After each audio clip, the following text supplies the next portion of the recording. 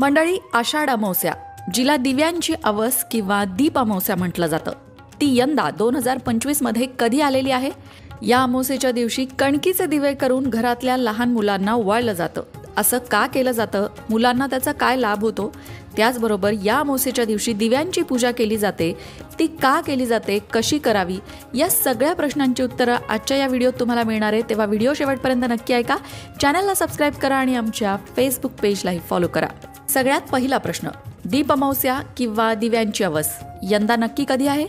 तर यंदाची आषाढ अमावस्या, दीप अमावस्या सुरू होतीये 23 तारखेला उत्तर रात्री 2:28 आणि या अमावस्येची समाप्ती होणार आहे 24 तारखेला उत्तर रात्री 12:40 अर्थात यंदाची ही दीप अमावस्या असणार आहे 24 जुलै 2025 ला.